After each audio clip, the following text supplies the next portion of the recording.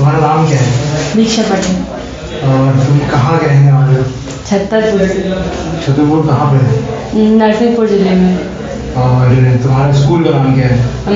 पहले मैं मतलब स्टार्ट से बताऊं कि मैं कहाँ कहाँ पढ़ी हूँ। हाँ बताओ। मैं पहले गांव में पढ़ती थी और 7th क्लास तक मैंने गांव में किया। हाँ और फिर 8th क्लास में मैं तेलुगुड़ा चली गई। हाँ। फिर वहाँ मैंने ज्ञानोदय स्कूल में पढ़ा। ठीक है।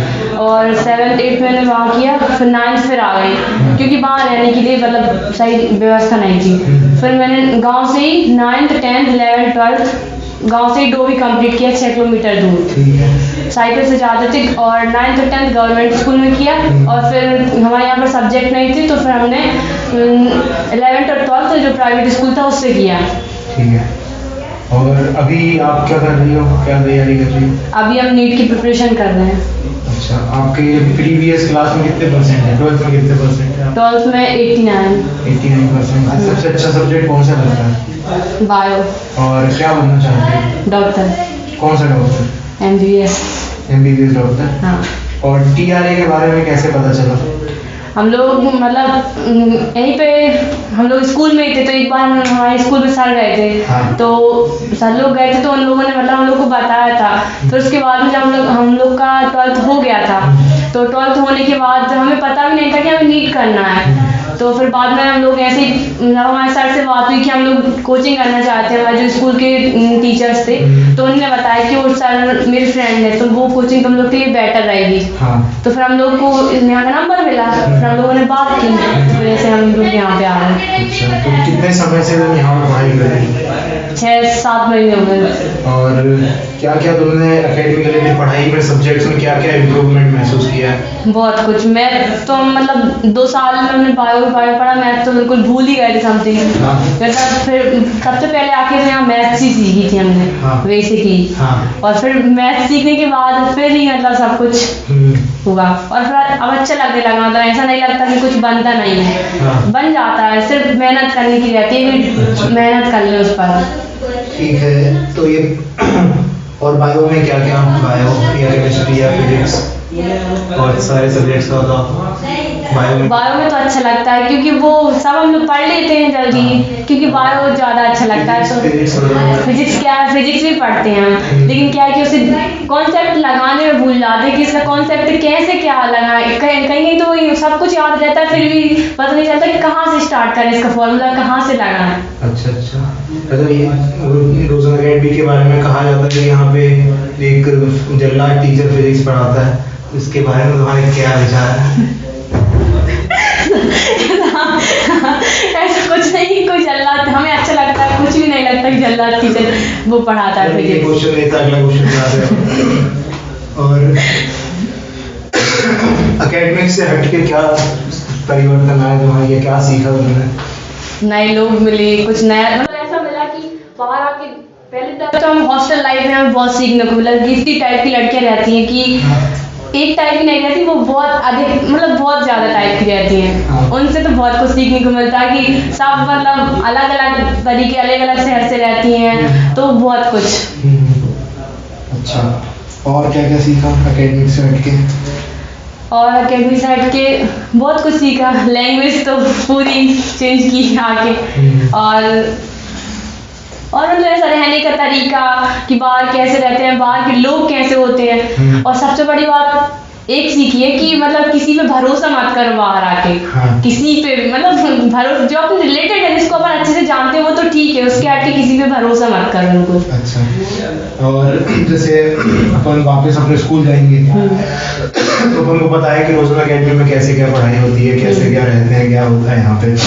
और अपन को वहाँ पे भी पता है कि अपने 11th में जो बच्चे हो 12th में आ गए होंगे। हाँ। तो वो लोग कौन अपन को उनके बारे में पता है। तो वहाँ पे जाके कुछ बच्चे अपन से बोलेंगे कि रोज़न अकेडमी जाना है, कुछ बोलेंगे कि तो पूछेंगे तुमसे, फीडबैक लेंगे।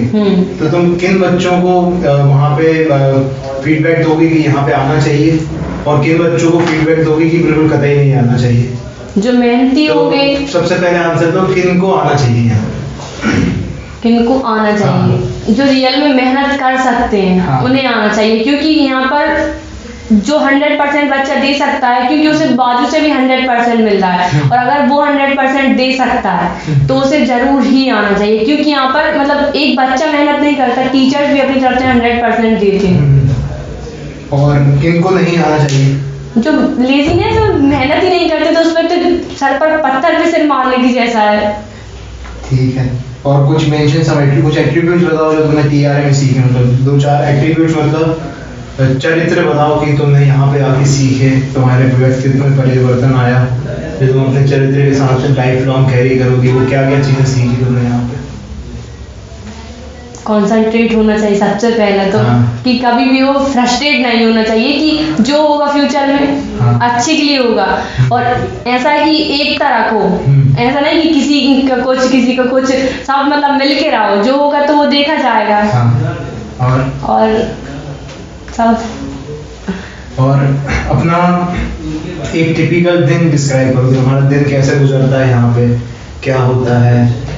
हम सुबह से उठते हैं, बहुत अच्छा लगता है कि चलो अब कोचिंग जाना है, मतलब उठ के मतलब बहुत अच्छा लगता है कि सुबह से स्टार्ट हो जाती है जिंदगी, और सोच के सोते क्यों तो कोचिंग जाना है अपन को, और खुशी के साथ आते हैं, ऐसा नहीं कि बोरिंग से आ रहा है, नॉर्मल आप हैप्पी कोचिंग आते हैं, और दिन भर ऐसा नहीं कि बोर होके पढ़ाई कर रहे हैं, एंजॉय के साथ पढ़ाई करते हैं, और नहीं करना तो अपन सर से बोलते सर आज नहीं पढ़ना, तो हर टीचर मान भी जाते हैं, तो अपन मतलब अच्छा लगता है कि फिर जब ऐसा रहता है कि जब टीचर्स अपनी बात मानते हैं, तो फिर अगर सर बोलते हैं कि नहीं आज तो इतना पढ़ना ही पड़ेगा क्योंकि अपन को करना है, तो फिर अपन उनकी भी बात मानते हैं कि चलो अब माननी पड़ेगी कि पढ़ना ही पड़ेगा कि अब।